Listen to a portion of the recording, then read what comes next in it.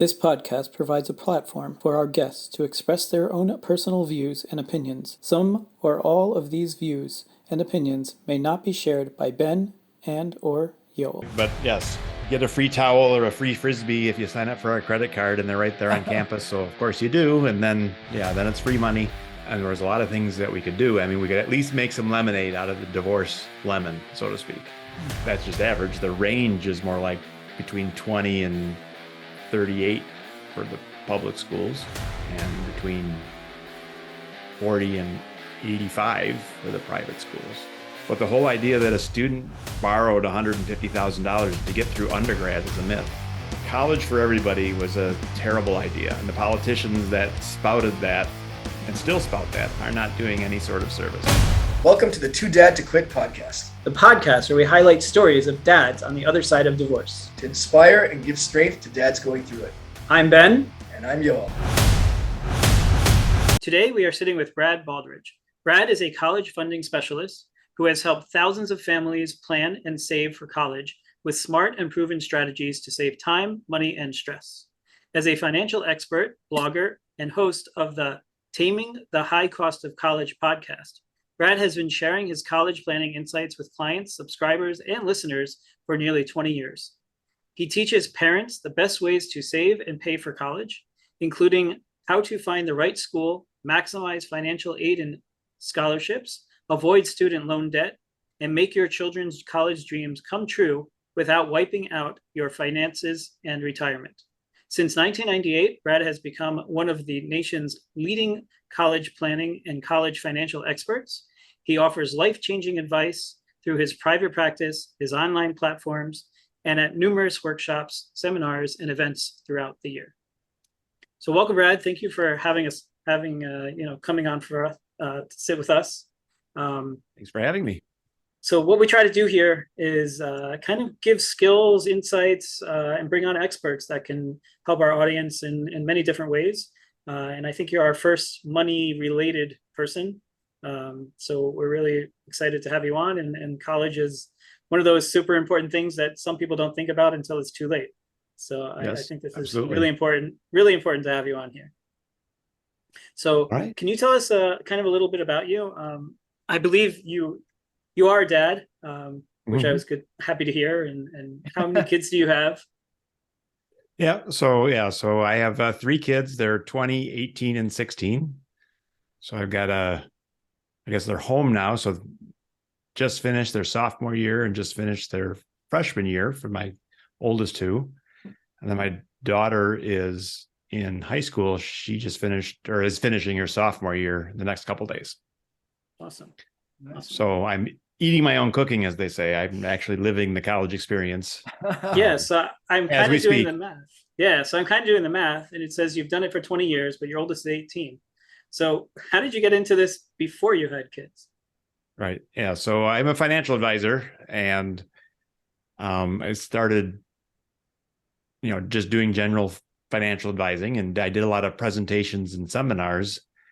And then I realized that college was an interesting topic that not many people were talking about. And I got some training on it and started working on it more and more. And then it's something I enjoyed, something I could help families with. And it was getting a lot of traction where a lot of people were, needing help and weren't getting it anywhere else. So I kind of dove into it and got more and more involved in it. And it just kind of exploded from there. That's amazing. So you kind of created, is it fair to say that you kind of created this niche, like when you got into it? Because it sounds like it wasn't really offered anywhere else. Is that right? I mean, I was one of the pioneers. There's, I did get some training from some those that have gone before me. But it wasn't a regular thing that was going on. So, and it's changing now too. There's a lot more advisors, financial advisors, and college planning experts that help students. I mean, it's a growing, there's lots of people that are helping students with essays and what do they want to be when they grow up and how to pick a good college. And then there's some financial advisors now that are specializing in the college process as well. Yeah, I remember when I was getting ready for college, it was a lot of SAT prep, And then there wasn't really much financially until you got into a college, and it was just kind of, apply for a FAFSA and hope for the best. And then the credit cards kept coming, and then it was kind of like this snowball that just money was being thrown at you, and nobody was asking questions. And I'm hoping it's gotten better since then. But tell us. Yeah, they've come down on the credit card companies a little bit. But yes, get a free towel or a free frisbee if you sign up for our credit card, and they're right there on campus. So of course you do, and then then it's free money. That kind of stuff has been curtailed to where it's not quite so blatant. It's still available, but it's not condoned right on campus anymore. But yeah, so I mean, one of the things that I tend to do is I specialize in what we call late stage college planning. Okay. So late stage is parents that are trying to figure it all out. You've got a high school sophomore, junior, senior, and there's lots to do around visits and planning and FAFSA and loans and picking a college and negotiating with the college, except, lots of steps. And then, of course, many families also need to do what we call early stage, which is, I've got a 3-year-old or a 7-year-old or a 10-year-old, and college is coming. Okay. And maybe I should plan around that. Maybe I should save and invest. Maybe I should, again, it's hard to, you're not visiting colleges with a 4-year-old, and you're not, but parents can do their side of it.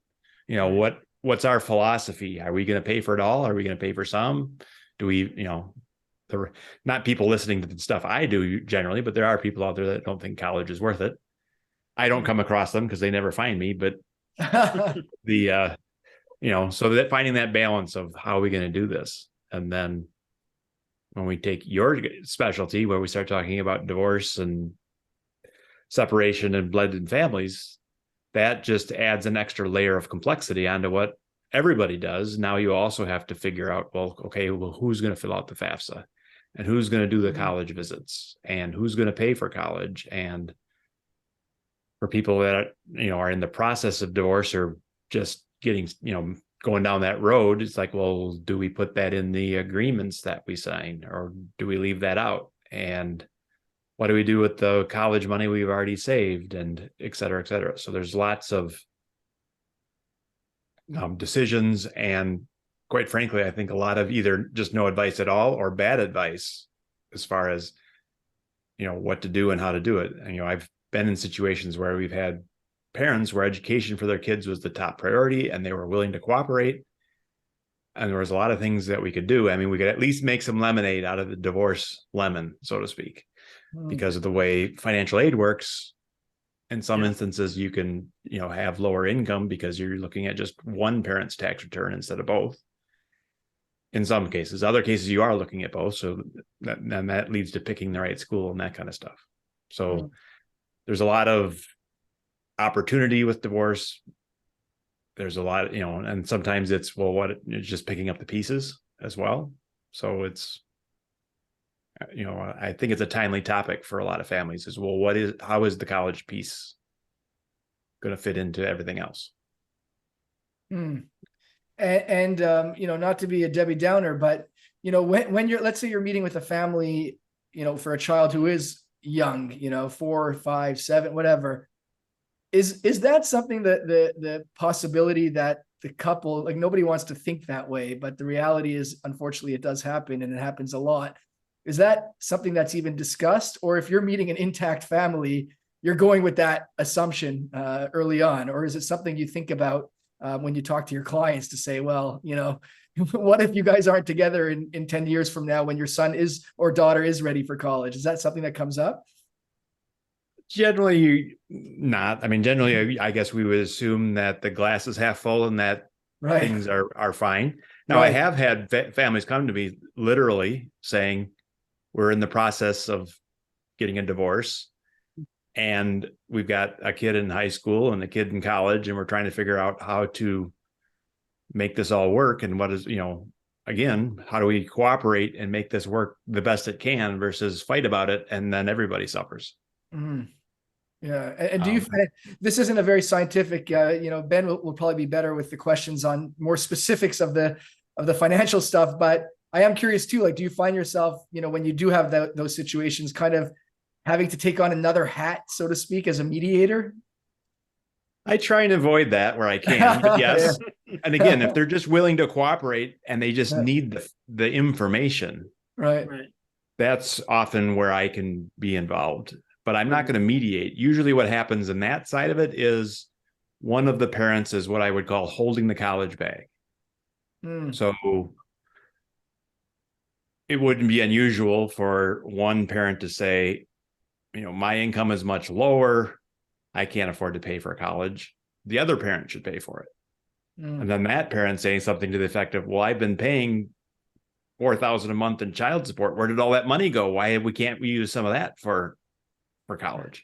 And the reality of it is, when you go from married in one household to divorced in two households, now, you got multiple housing expenses, and now you need two Netflix and two everything. And all of a sudden there's just not as much money as there used to be.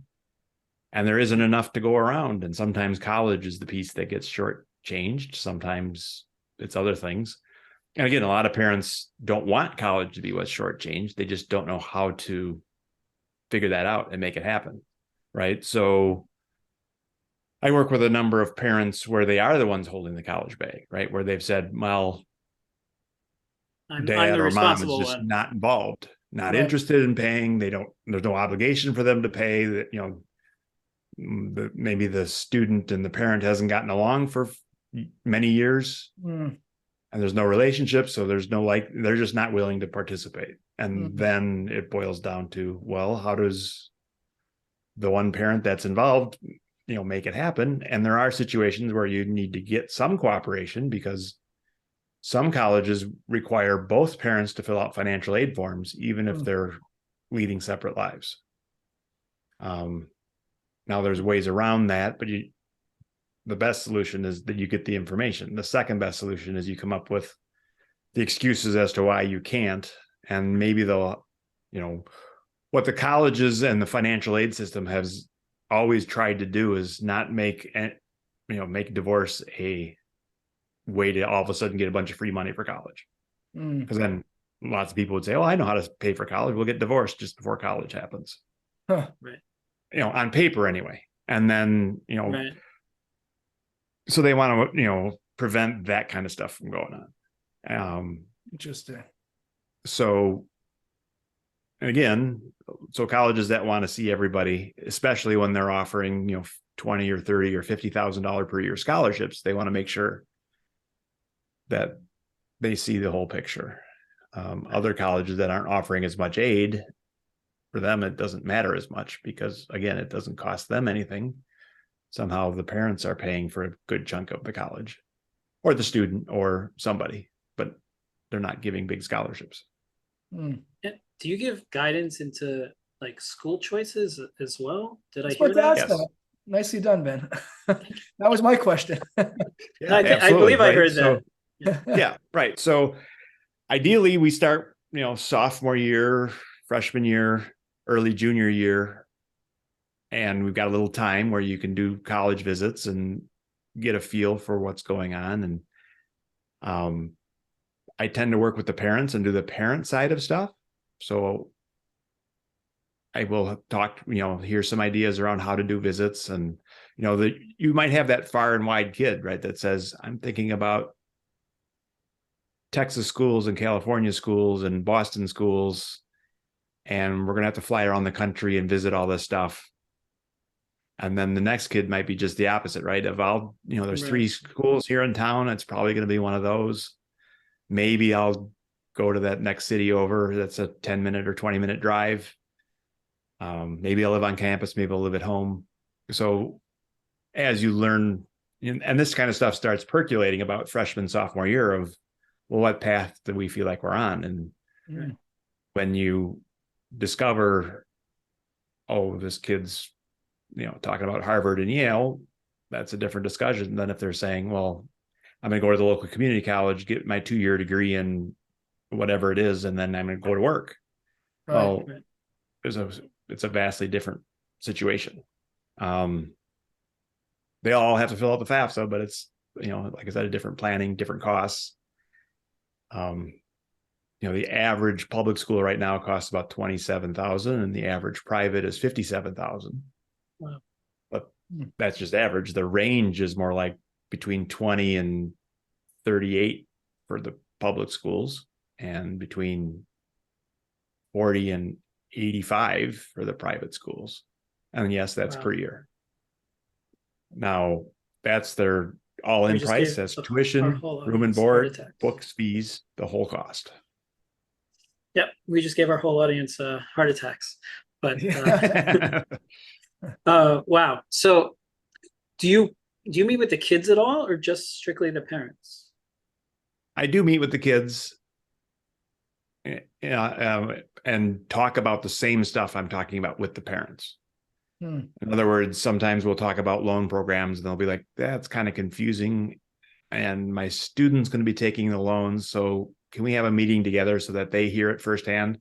Because if I try and re-explain what you just explained to me, I can't do it justice. I'll mess it up.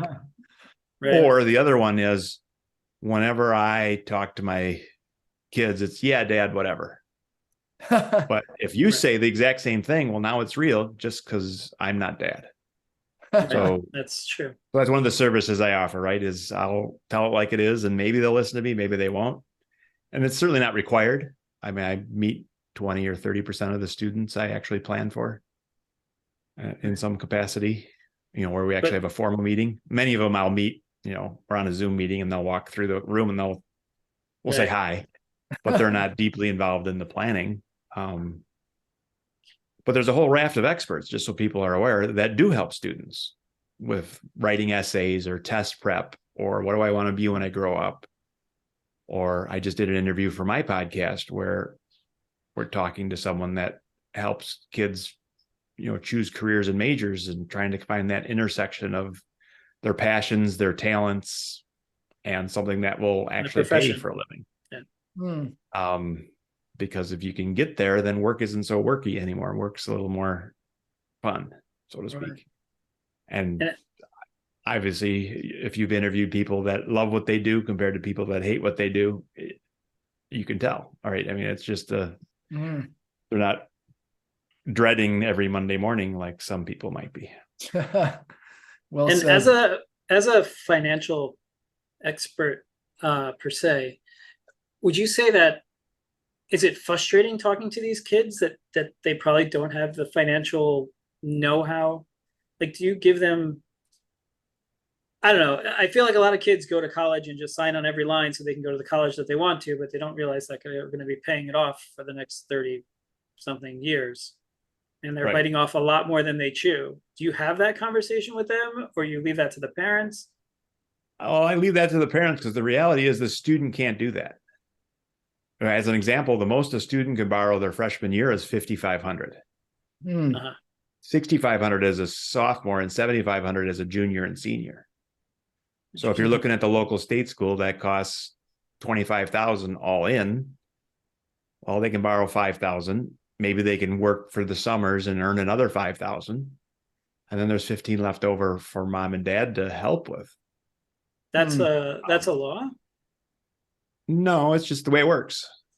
So, and again, now we're talking about parents that can afford to pay, right? So if your family's earning 150,000 up, there's going to be a gap of 15,000, and the system just assumes that parents will help. There's no requirement that they help, but they're not going to give unlimited money to the student.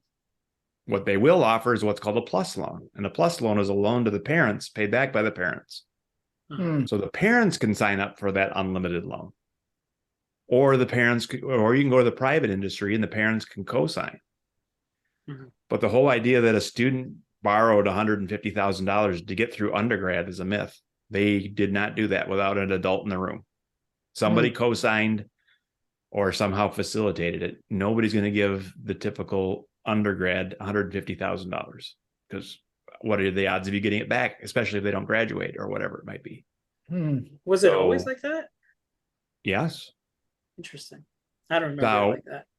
Right. Now, once you get to, now there are some exceptions, right? Once you get to grad school, now you can get more loans with much higher limits. So the typical doctors and lawyers, they can borrow lots of money and do.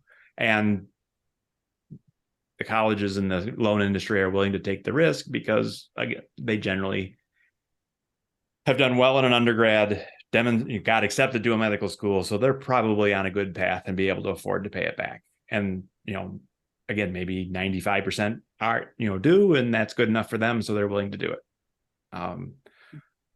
And then you can also borrow for like a master's and so forth. But there's a lawsuit going on right now where USC was being sued because they offered a master's in sociology. It was very expensive, but then and you kind of need a master's to work in sociology, but it still doesn't pay very well. And a lot of students felt duped when they realized that, their student loan payments were going to be $1,500 a month and they are only making $40,000 a year. And, that math just doesn't work very well. But on the flip side, they were 22 when they got involved in that, or 21. And, where does their responsibility really land when you're signing up and borrowing money?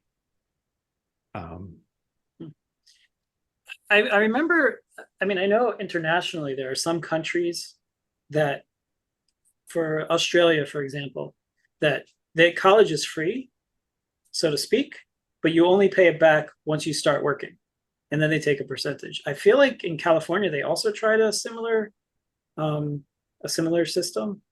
To me, that makes a whole lot more sense, from my perspective, than working backwards. Like, let's force the quality of the education for the result that will actually pay it back. Yes. I don't know. Yeah. And and then I think there's room for lots of different ways to go about it. So you take the military as an example, right? If you go to the military for the right amount of time, and I don't even know the exact details, and you serve first as an enlisted person, well, then you get the GI Bill when you come out, and then you can use that to pay for school, and that's a good deal. Or you can also go the ROTC route or go to the military academies, or there's some ways where, they're paying for the education first. And then, of course, they also pay for doctors and dentists because they need them in the military to do the doctoring and dentisting of their troops. So there's all these great programs through the military, but if the military is not right for you, but there's no reason. And that model used to exist. Some of the car companies of old would, some of the colleges in the Michigan area, as an example, have a strong history of automotive engineering because there was a lot of cooperation between the automotive industry and those schools because they needed those engineers, and they did a lot of internships and paid and all that kind of stuff. But for whatever reason in the US, we've kind of shifted to you go get the education and then we'll hire you, right? Another great example would be an auto mechanic, right? It used to be you could go to work in the garage and make a very low wage and just learn on the job, and but cars are getting complicated enough now that you need to get a little bit of an education perhaps, and you can do that by going to a tech college or whatever it might be. But now if you're the owner of the garage and you have one person that spent the money to get the certificate and whatever, and you have someone over here who doesn't have the certificate, who do you hire? Well, it's someone that spent the money and got off of square one. They've actually, been through some of that stuff. They'd be more useful from the get-go. And if they can find that person, then they don't have to hire someone that doesn't have the experience. So in tough job markets, people go get the education so that they can be more marketable and that type of thing. And then when it swings the other way, which has been going on in the last few years, a lot of jobs have said, why do we require a 4-year degree? No good reason that we can come up with. We'll also consider experience. So now people are saying, well, finally, I've been essentially doing this job for 20 years, but I don't have the degree in this job. So, but now I have the opportunity to move, where in the past, no one would look at my resume because I didn't have a degree on it, and they threw me out before they even looked at my experience. So, which is good for them and bad for you, I guess. Well, for me personally, or for the applicant? No, for the school advisor. Well, there's more than enough fish in the sea. The reality is school is a great path for many, and I think that's another important thing to realize. And there's a shift going on anecdotally, but a lot of parents haven't bought into it yet. But college for everybody was a terrible idea. And the politicians that spouted that and still spout that are not doing any sort of service, because the reality is college is a bad path for some and a great path for others, just like anything else in life. And Yeah. I think you really need to pay attention to that. And less than half of college students are Graduate. that typical, well, less than half graduate. And also Yeah. left, and half of the ones that are actually at college right now are that 18, 19, 20-year-old that rolled right out of high school and went on to college.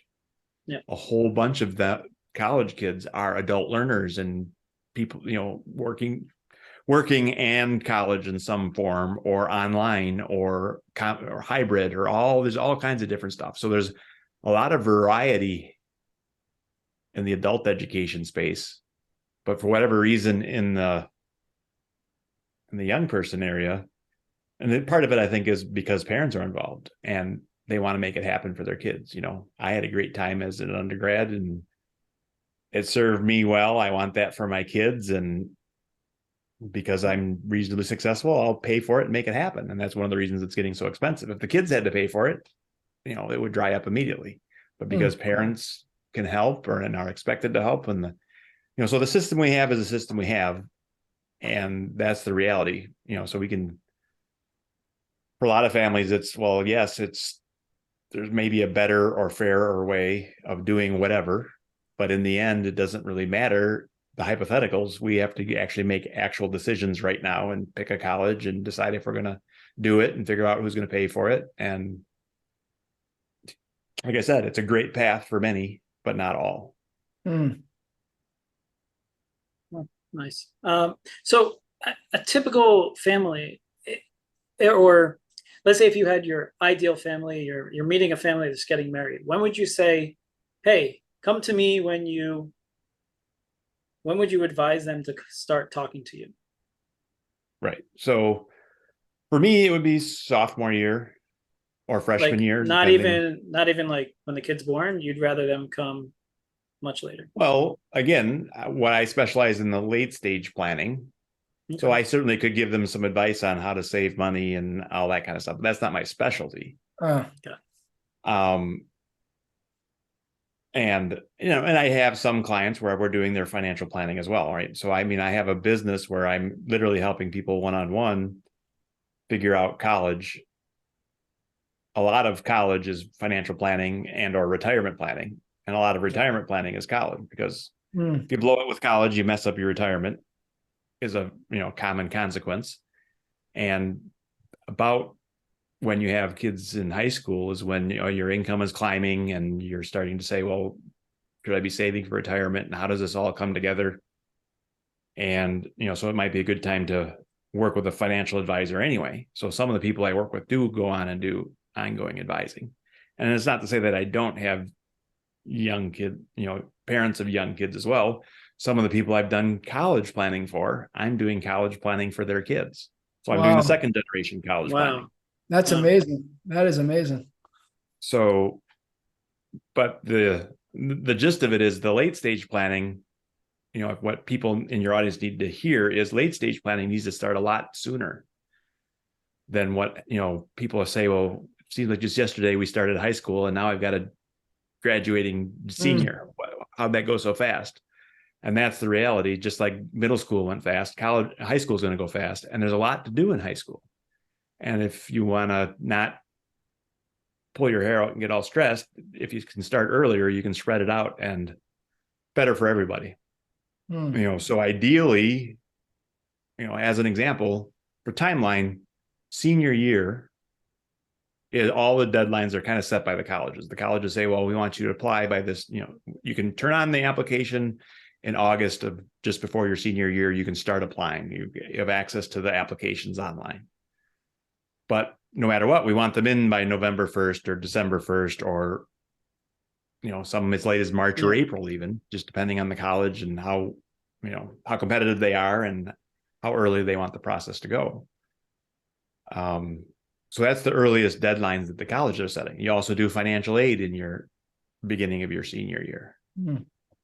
But the reality of it is, when you get to the beginning of your senior year, you'd like to have a list of schools that you know are a good fit, not just academically, but also financially. And that you're likely to get accepted to, and you're likely to be able to afford. Well, to have all those boxes checked on these 8 schools or 3 schools or whatever it is, that means you got to do stuff the junior year. And my recommendation is start early junior year or even sophomore year. So I have a daughter who's just finishing her sophomore year now. We did one college visit. We're talking about doing another visit or 2 in the summer. And they're very low key. There's no decisions to be made. This isn't, well, hurry up, you got to pick a college. It's, when we talk about college, I realize that you don't really know what I'm talking about. You've never seen a college. So I've seen lots of colleges. Your 2 older brothers have been on campuses and all that kind of stuff, but you've not participated in what your brothers did. So I've got a lot of experience. You don't have any. So to be fair, maybe we should give them an opportunity to go visit some colleges and say, oh, that's what a big college feels like. And that's what a small college feels like. And, oh, I got to have to pick a major. I just was in this presentation where they talked about financial aid. What is all that about?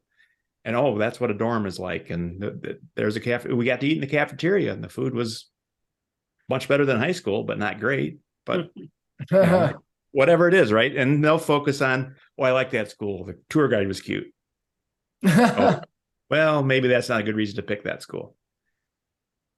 But eventually, as you're running through the process, you'll start to realize, well, what is it I'm looking for? I mean, I've had parents come to me and say, they keep taking us into the football stadium. My daughter's not interested in football. She's going to do creative writing and biology. It's like, okay, well, maybe you should ask the colleges to see where they study, since that's what, so now that's kind of college visits 201. 101 is you go do it their way. 201 is you go do it your way. And ask the questions, get the information that you need. Another great example, I had a student that wanted to learn jazz trumpet. And he was, I think, pretty bright, or, pretty with it, because he came to the conclusion he doesn't want to learn jazz trumpet from a classically trained instructor. So part of his mission was to figure out who the trumpet instructors were and figure out if they had jazz experience or classic experience, and it turned out, it was a good decision, because following up with him, he was able to get into the jazz community, because, when your instructors are into jazz and they can't make a quartet, or they can't go to a wedding or whatever, and they need a trumpet player, it's like, okay, I've got a couple students that are pretty good, and then he got some exposure. He got some gigs. Met some other people that are in that world. And if it was a classic instructor, he probably wouldn't have gotten that. And kudos to him for being smart enough to realize that they're kind of separate worlds. And that's the kind of stuff where you have a little extra time where you can kick the tires more and, visit once when you're a sophomore. And then if you think you still like the school, you visit again in the junior year when you're serious. Especially, another great tip that I give people is visit the local schools, because then it's easy to say, oh, we didn't do it well, we can go back, right? The first couple schools are here in town. We're just getting our feet wet. We're learning how to visit. We didn't do them as good as we could have. Now we're, 8 visits in, and we say, the first 2 visits we didn't do well. We didn't ask the right questions or get the right information. Well, it's not so bad when you say, well, that school's here in town, versus, oh, now I have to fly to Denver again and do it all over. Wish I would have done better. So, get your feet wet and just get out there, and you don't have to do everything in person. You can do virtual visits. You can do, plug into their presentations and that kind of stuff. And then you can also do, and I recommend doing some in-person visits. And they don't mind seeing like 10th graders. They would love to see 10th graders and 9th graders. They want to see the juniors and sophomores too. Sure. A lot of colleges will have different types of visits. This visit is where we have all the healthcare professions. So we've got the PT and the PA folks are here, and the nursing staff and the pre-med staff and they're all here all on a Sunday. If you're interested in the medical fields and you need to learn more, this is a day for you.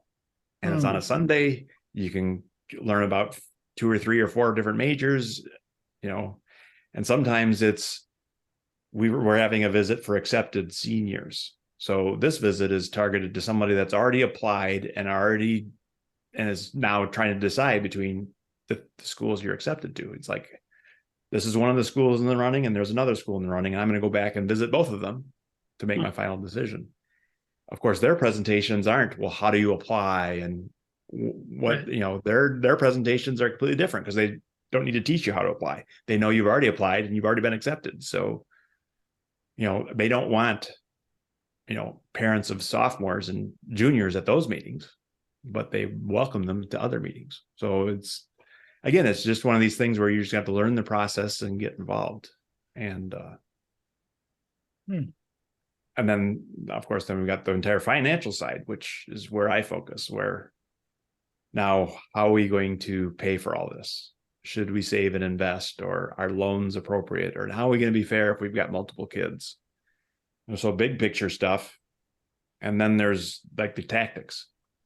If you put more money in your retirement plan, does that help you or hurt you for financial aid?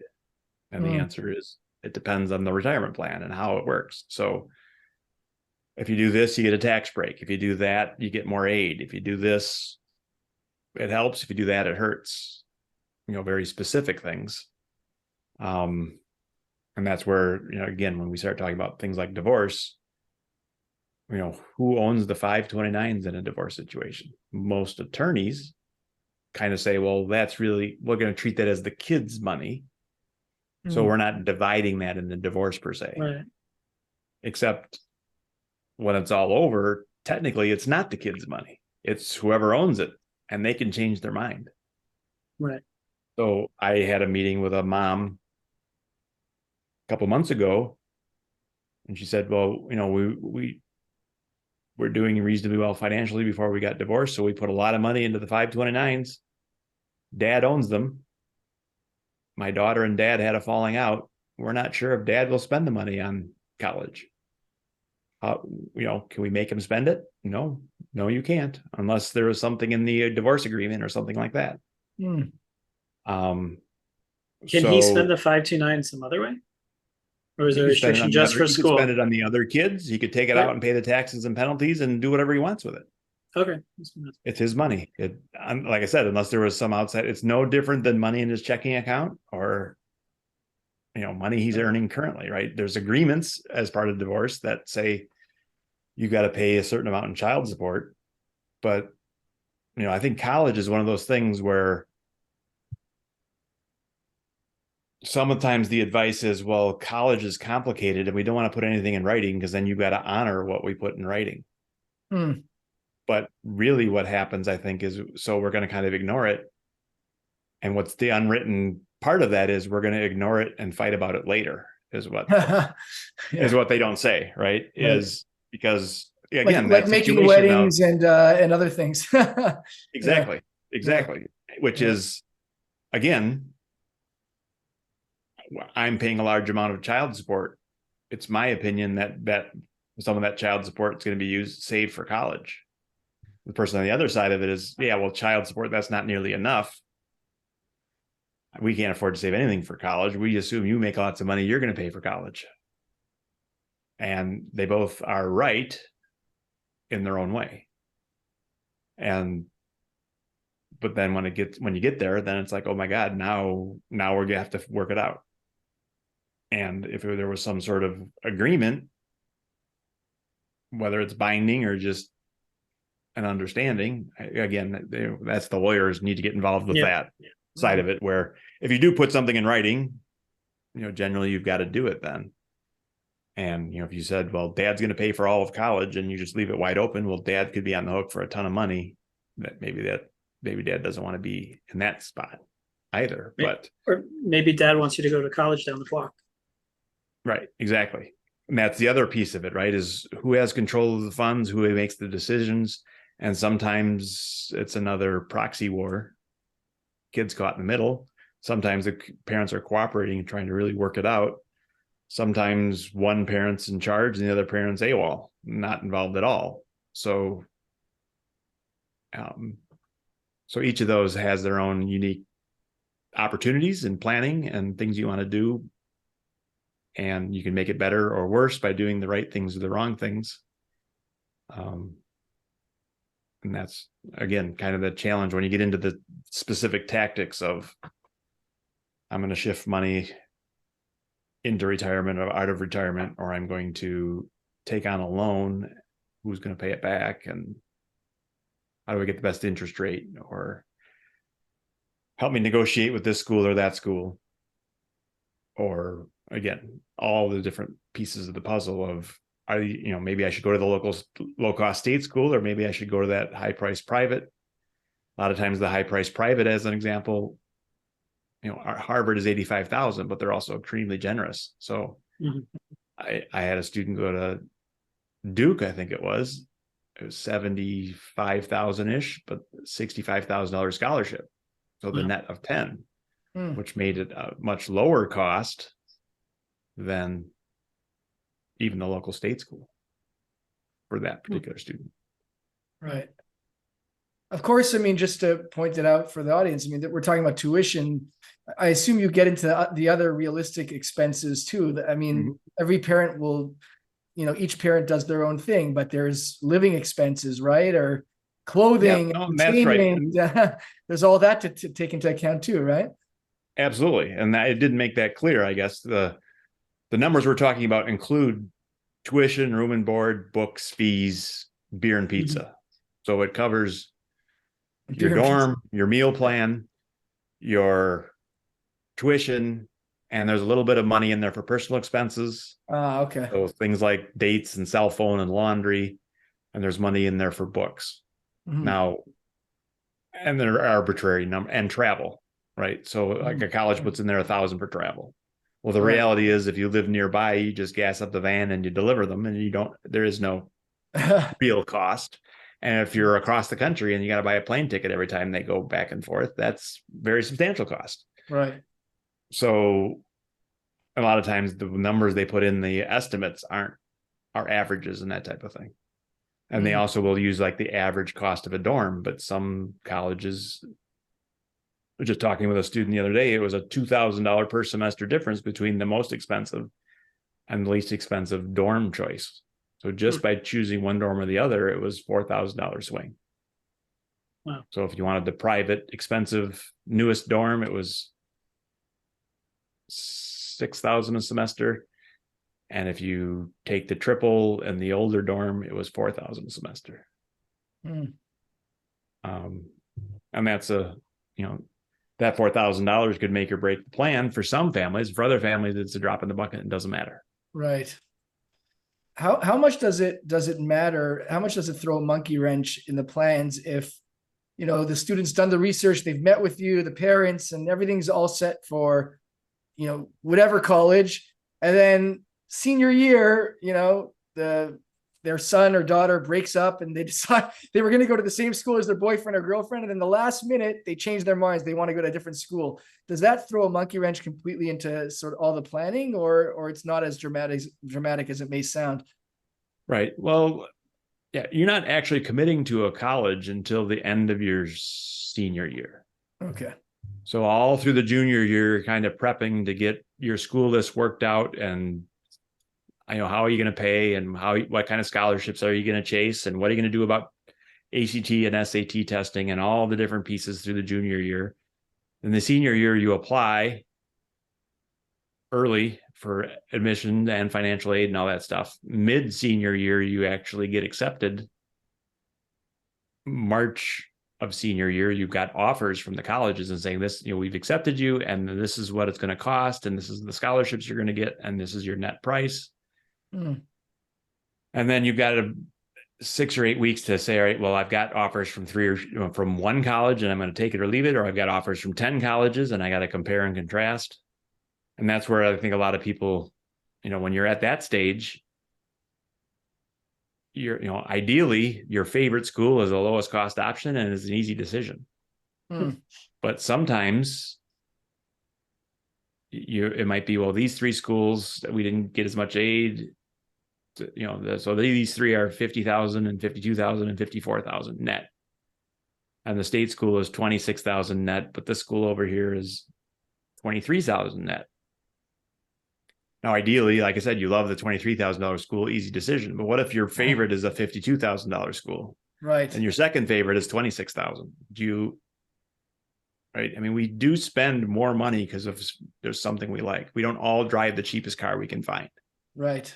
Some of us waste lots of money. And I say waste, that's, it's not really wasting it if you think it's a good thing to do in your mind, right? Other people might call it a waste. Or, again, that $150,000 sedan over there is a waste of money in many people's book, but the guy that's driving it obviously didn't think it was a waste of money, or he wouldn't have done it. And same can be said around education, right? $150,000 education could be a waste of money in some people's opinions. But people do it. And I think the challenge with college is, what are the real prices, right? It'd be very frustrating for you to spend $150,000 on a car and then realize across the street there was almost an identical car for half price. You just didn't know it existed, which is what often happens with college is, well, we committed to this higher price college. And it's like, well, what you didn't know was this college across the street offers more aid. You'd have qualified for a scholarship or whatever it is, and you would have gotten a similar education for much less money. And people don't even know what they don't know. So that's one of the issues, is college is still pretty opaque. So I help families early in the process, so you can talk to your student, because what happens is, if parents don't have the discussions, you get all the way to the end where I was talking about, well, there's these three really expensive schools. And maybe the parents and the student have fallen in love with that $50,000 college. And now the reality is sinking in that, but it's not a realistic choice for them. So now they're going to have to say no to that school and go to one of the lower cost options. If you had done your planning well, you'd know what they cost, or at least have an inkling, or maybe you don't know, right? You could say, well, these schools we know are going to be like this. This one's hard to figure out. It could be good, could be bad. We don't know. But you can go into it and say, well, if we apply to these schools over here, if they don't come in at the right price, we're going to have to say no. So let's find some financial good fits as well, so that we don't paint ourselves into a corner. Because I think that's where, again, parents can sign up for that loan. If you can get accepted at Harvard, that costs $85,000. A parent can sign a loan for $85,000. I'm not saying they should. I'm saying they could. Right. But a student can't. So a lot of times, again, in that awkward situation of parents are saying, well, I led them astray and I let them apply to only expensive schools. So it's kind of my fault. So I guess now I have to pony up or find an alternative. And, so I think that's part of the challenge. It certainly sounds like you're doing a service and bringing clarity to a complicated piece of life that, again, most people don't think about until it's too late. Are you the only person, or do you have an office of people that specialize? What is that setup? Yeah. I mean, so my business is primarily me as a financial advisor. I have a lot of support staff and that type of thing, but I'm kind of the doctor, and I've got someone that works the front desk and answers the phone and that kind of stuff. But the planning and the hard work, I get involved in. And then I've got a couple of people that help me with scheduling appointments and sending documents back and forth and doing a lot of that type of thing at this point. I may expand soon with an additional advisor. I'm not there yet. And and generally I work with families by a fee, but I also have a lot of free resources, and I've got a course out there now or two. So I've got a free course called the Scholarship Guide for Busy Parents, where you can get up to speed on scholarships, understand.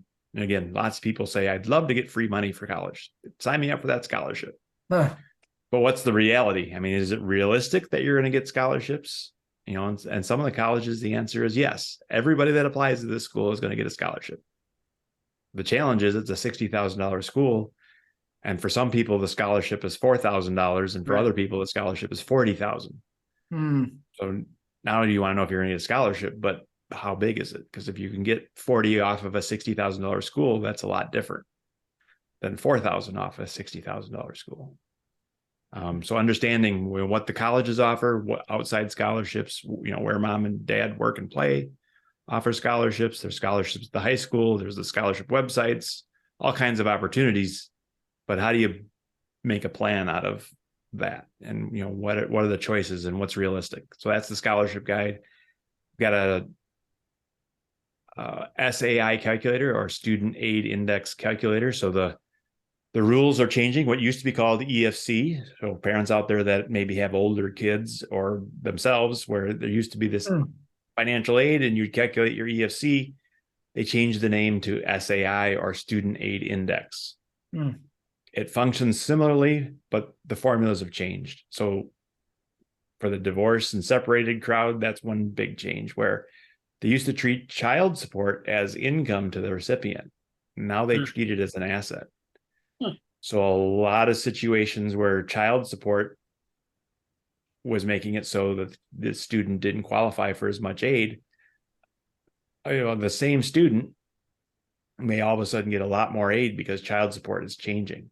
So anybody that thinks they're not going to qualify, well, you got to do the hard work to verify that now, because the rules have changed. So even if you didn't qualify last year, you could qualify this coming year.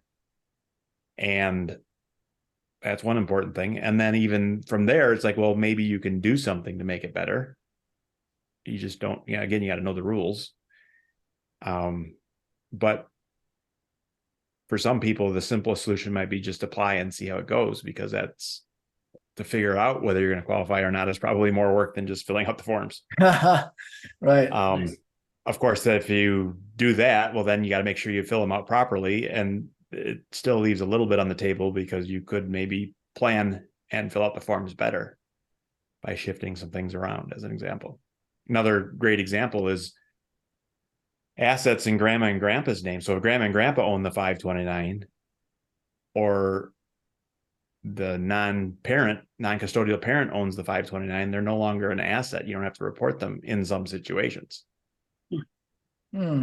Whereas now, of course, now grandma and grandpa, or that other parent, has control, and they could choose to spend it or not spend it. So there's a balance there of how much, and again, many parents are like, no, I trust my ex completely. That's not the issue. We just can't live together. There's no question that we'll all do the best we can to help our kids. So that's a great planning opportunity. And then those other situations, again, where it's like, if I lose control, it may disappear and we'll never see it again. So then you don't want to do it. Wow. Nice. And how is putting all of this things that you've been doing for so long for your own kids? Where did you say, I'm not, like the surgeon that doesn't operate on his own kids, or did you put this into action for your own kids? A little of both. So I can do the parent stuff with myself and my wife, but when it came to helping my son write essays, as an example, I'm not an essay guy, so I couldn't add value anyway. But we also outsourced that to a family friend who was able to, tell it like it is without offending him and getting, some of those challenges. So, and I think that's an underutilized strategy as well, where maybe, you team up with, again, a brother, aunts and uncles of the kids, right? So there might be one of you that's good on the number side and one of you that's good on the writing essay side. So you do what you're good at for everybody's kids. Or you find again, you don't have to hire an expert. If you can, there's resources, you can learn how to do it. The analogy would be, right, my student just came to me and said, I want to learn how to play the piano. And as a parent, you say, oh, that would be good. Yeah. I mean, if I knew how to play the piano, I think that'd be cool. So you should learn how to play the piano. So most parents don't say, okay, well, now I'm going to go learn how to play the piano so that I can teach my kid how to play the piano. And our brain doesn't go there. We immediately think of that little old lady with the ruler that stands over the 7-year-old playing the scale. And of course, that's an option too. But as you now with the internet, is there ways to do it on the internet? And there are. My son learned how to play guitar on the internet somehow.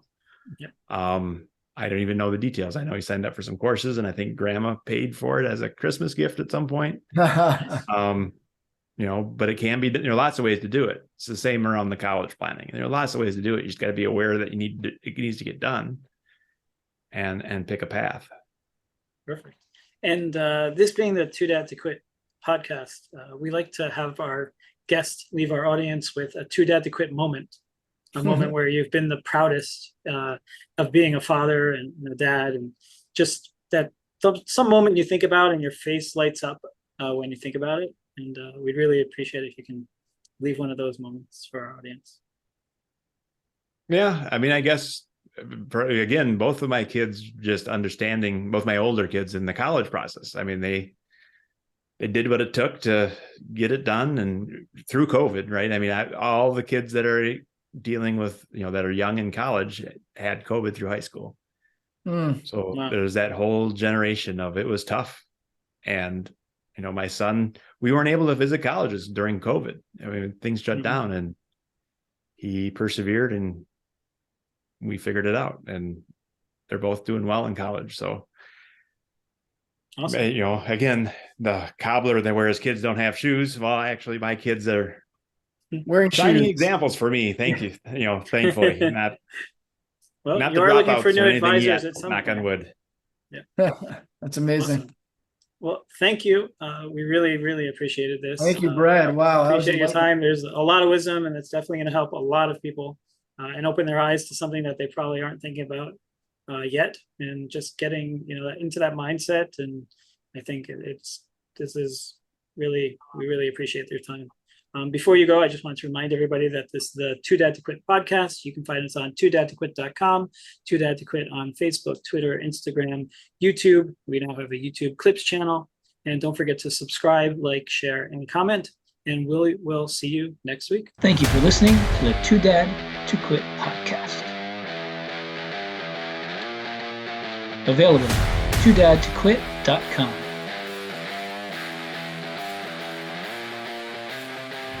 Thanks for listening, and don't forget to subscribe so you don't miss the next episode.